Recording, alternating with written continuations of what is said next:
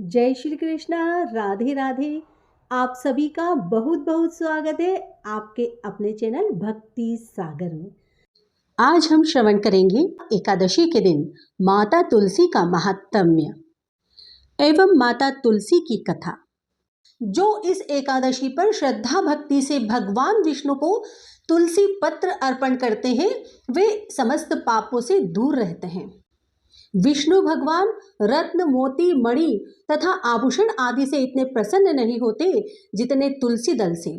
तुलसी दल पूजन का फल 4 भार चांदी और 1 भार स्वर्ण के दान के बराबर होता है। हे नारद, मैं स्वयं भगवान के अति प्रिय तुलसी को सदैव नमस्कार करता हूँ। तुलसी के पौधे को सींचने से मनुष्य की समस्त यातनाएं नष्ट हो जाती है। दर्शन मात्र से सब पाप नष्ट हो जाते हैं और स्पर्श से मनुष्य पवित्र हो जाता है। तुलसी से जुड़ी एक कथा बहुत प्रचलित है। श्रीमद् देवी भागवत पुराण में इनके अवतरण की दिव्य लीला कथा भी बनाई गई है। एक बार शिव ने अपने तेज को समुद्र में फेंक दिया था। उससे एक महातेजस्वी बालक ने जन्म लिया। यह बालक आगे चलकर जालंधर के नाम से पराक्रमी दैत्य राजा बना। इसकी राजधानी का नाम जालंधर नगरी था। दैत्यराज कालनेमी की कन्या वृंदा का विवाह जालंधर से हुआ। जालंधर महाराक्षस था। अपनी सत्ता के मद में चूर उसने माता लक्ष्मी को पाने की कामना से युद्ध किया, परंतु समुद्र से ही उत्पन्न होने के कारण माता लक्ष्मी ने उसे अपने भाई के रूप में स्वीकार किया। वहां से पराजित होकर वह देवी पार्वती को पाने की लालसा से कैलाश पर्वत पर गया। भगवान देवादिदेव शिव का ही रूप धरकर माता पार्वती के समीप गया, परंतु मां ने अपने योग बल से उसे तुरंत पहचान लिया तथा वहां से अंतर्ध्यान हो गई। देवी पार्वती ने क्रुद्ध होकर सारा वृतांत भगवान विष्णु को सुनाया। जालंधर की पत्नी वृंदा अत्यंत पतिव्रता थी। उसी के पतिव्रता धर्म की शक्ति से जालंधर ना तो मारा जाता था और ना ही पराजित होता था। इसलिए जालंधर का नाश करने के लिए वृंदा की पतिव्रता धर्म को भंग करना बहुत जरूरी था। इसी कारण भगवान विष्णु ऋषि का वेश धारण कर वन में जा पहुंचे, जहां वृंदा अकेली भ्रमण कर रही थी। भगवान के साथ 2 मायावी राक्षस भी थे, जिन्हें देखकर वृंदा भयभीत हो गई। ऋषि ने वृंदा के सामने पल में दोनों को भस्म कर दिया।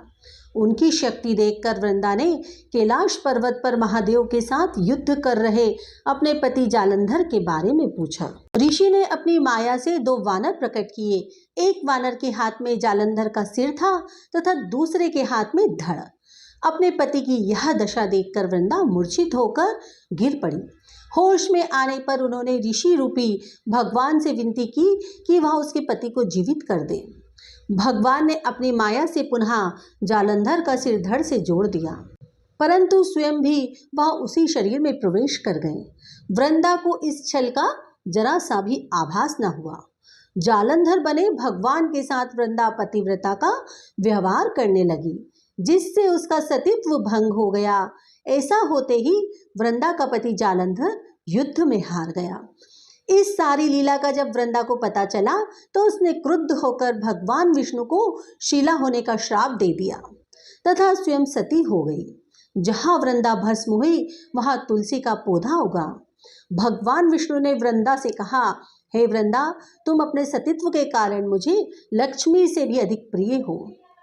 अब तुम तुलसी के रूप में सदा मेरे साथ रहोगी। जो भी मनुष्य मेरे शालिग्राम रूप के साथ तुलसी का विवाह करेगा उसे इस लोक और परलोक में विपुल यश प्राप्त होगा। जिस घर में तुलसी होती है वहां यम के दूत भी असमय नहीं जा सकते। गंगा व नर्मदा के जल में स्नान तथा तुलसी का पूजन बराबर माना जाता है। चाहे मनुष्य कितना भी पापी क्यों ना हो, मृत्यु के समय जिसके प्राण मंजरी रहित तुलसी और गंगा जल मुख में रखकर निकल जाते हैं, वह पापों से मुक्त होकर वैकुंठ धाम को प्राप्त होता है। जो मनुष्य तुलसी व आंवला की छाया में अपने पितरों का श्राद्ध करता है, उसके पितर मोक्ष को प्राप्त हो जाते हैं। उसी दैत्य जालंधर की यह भूमि जलंधर नाम से विख्यात हुई। सती वृंदा का मंदिर मोहल्ला कोट किशनचंद में स्थित है। कहते हैं इस स्थान पर एक प्राचीन गुफा थी जो सीधी हरिद्वार तक जाती थी।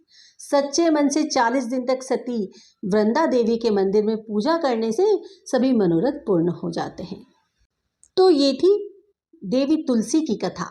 धन्यवाद।